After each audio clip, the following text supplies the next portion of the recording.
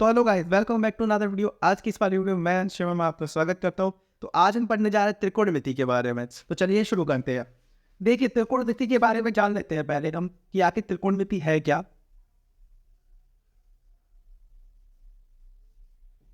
Trigonometry यानी त्रिकोणमिति।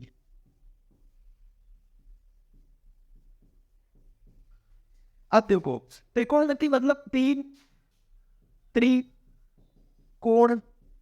धनमिति।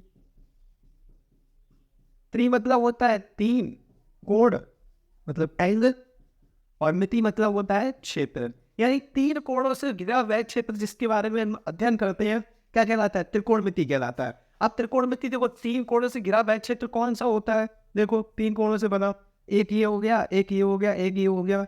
ये हमारा 90 अंश है। यानी जो कोण 90 अंश होता है उसे तो कहते हैं समकोण त्रिभुज। यानी कि हम त्रिकोणमिति में बात करेंगे समकोण त्रिभुज के बारे में। किसके बारे में बात करेंगे? समकोण त्रिभुज के बारे में। कि आखिर क्या है क्या नहीं है। तो देखो, समकोण त्रिभुज में देखो आपका एक लंब होता है,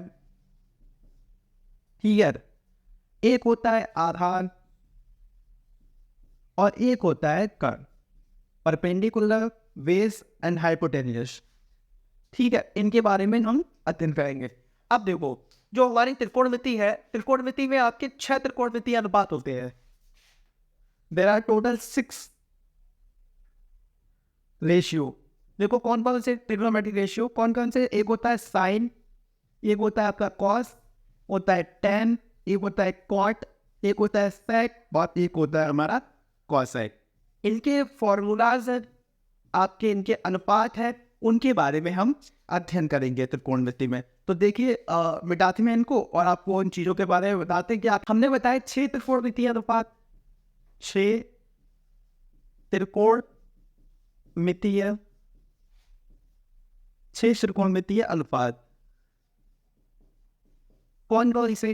पहला की बात कर रहे हैं साइन, दूसरा कॉस, तीसरा टेन, चौथे की बात करें कॉट, पांचवे की बात करें सेक, और छठे की बात करें तो ये होगा हमारा कॉसेक। ठीक है, समझ आ गया।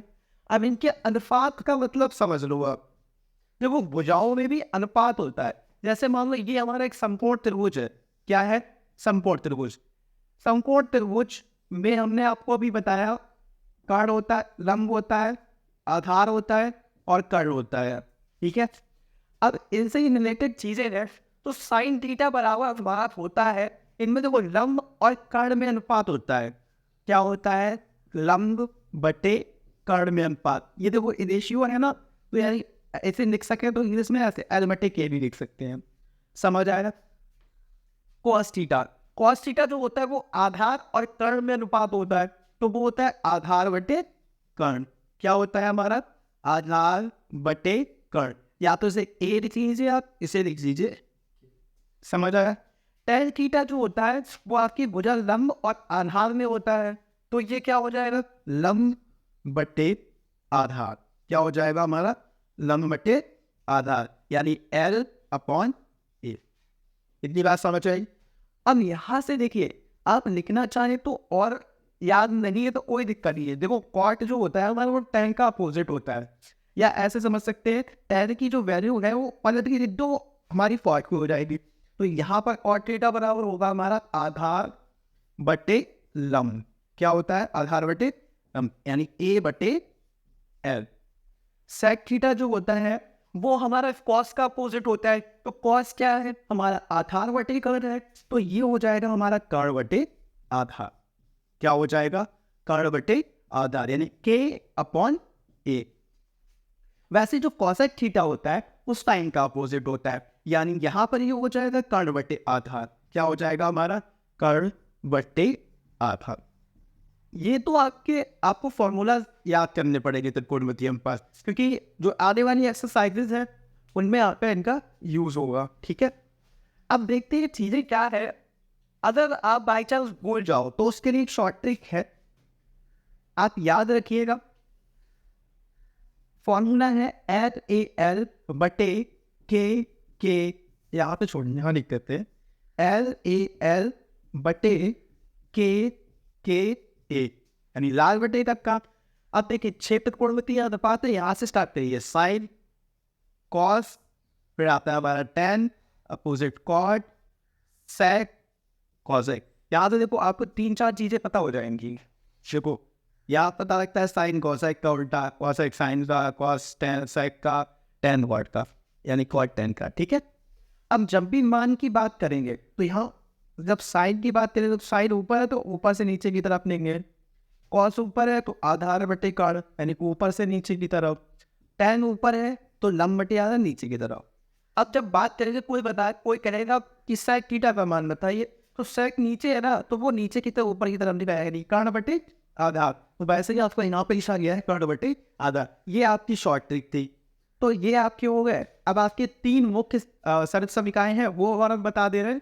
आपके फॉर्मूलाज का इंट्रोडक्शन आपका त्रिकोणमिति का यहाँ खत्म हो जाएगा। नेक्स्ट चैप्टर में हम एक्सरसाइज के बारे में पढ़ेंगे, तो इनको बिठाते हैं और आपको त्रिकोणमिति अनुपात बता दें। तो आपकी सरल समीकरण है उनके बारे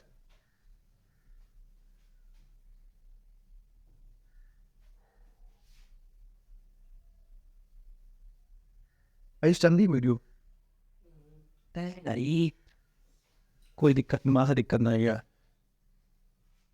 वो लॉक लग गया ना तो आई नहीं चलता आता है।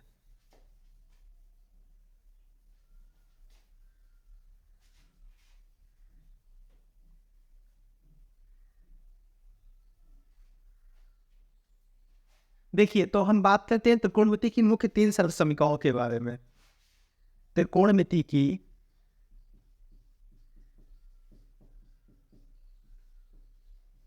मुख्य 3 सरल समीकरण। अब 3 मुख्य सरल समीकरण कौन कौन सी है? सबसे पहली हमारी जो सरल समीकरण है वो है sine square theta plus cos square theta equal to 1। Second हमारी है सेक स्क्वायर थीटा बराबर है बाई प्लस टेन स्क्वायर थीटा। आपकी थर्ड और आखिरी प्रमेय जो सरल समीकरण है वो है कॉसेक स्क्वायर थीटा बराबर 1 प्लस कॉट स्क्वायर थीटा। ये आपकी मुख्य 3 सरल समीकरण है। इनसे रिलेटेड इनके दो पार्ट और हैं, उनके बारे में जान लेते हैं। इसका पहला है, अगर यहाँ से देखो आपको साइन स्क्वायर थीटा का मान निकालना हो तो आपको क्या करेंगे? हम क्या करेंगे, कॉस स्क्वायर को इधर भेज देंगे, तो इधर 1 है, ये प्लस में था, इधर माइनस में हो गया, आपका एक फॉर्मूला बन के तैयार हो गया। ठीक है, अब बात करते हैं हम कॉस स्क्वायर की। अगर हम आपको कॉस स्क्वायर थीटा का मान निकालना हो तो क्या करना पड़ेगा, साइन को इधर भेज दो, तो 1 ये प्लस में है, इधर माइनस में हो जाए, ये आपकी एक सरल समीकरण बन के तैयार हो। ये आपका यूज होगा एक्सरसाइज में। यहाँ बात करें, अगर हम 1 को इधर ले आए, सेक स्क्वायर थीटा माइनस 1, क्योंकि प्लस में इधर माइनस में, तो ये किसके बराबर हो जाएगी, टेन स्क्वायर थीटा के। एक फॉर्मूला आपका तैयार। दूसरा फॉर्मूला क्या होगा, अगर हम टेन को इधर ले आए तो सेक स्क्वायर थीटा माइनस का टेन स्क्वायर थीटा, ये इक्वल टू होता है 1 के। Sec square theta minus tan square theta बराबर किसके होता है, 1 के। ऐसे ही इस तीसरी सम का भी 2 पार्ट है। कौन से, 1 को इधर ले आइए आप, तो कॉसेक स्क्वायर थीटा माइनस 1 बराबर किसके होता है, कॉट स्क्वायर थीटा के। अब कॉट स्क्वायर थीटा को इधर ले आए तो यहाँ हो जाएगा cosec square theta minus cot square theta equal to 1। देखो दोनों सेम है, बस अंतर एक है, यहाँ सेक है और वहाँ पे कॉसेक है, यहाँ पे टेन है वहाँ पे कॉट है। तो वो सेक के साथ हमेशा टेन आएगा, sec tan sec tan sec tan, अच्छा लग रहा है, तो सेम और टेन साथ में होंगे, कॉसेक कॉट, तो ये एक जैसे हो जाएंगे, तो उस तरह से हम याद रख सकते हैं इनको। तो ये आपकी फॉर्मूले थे।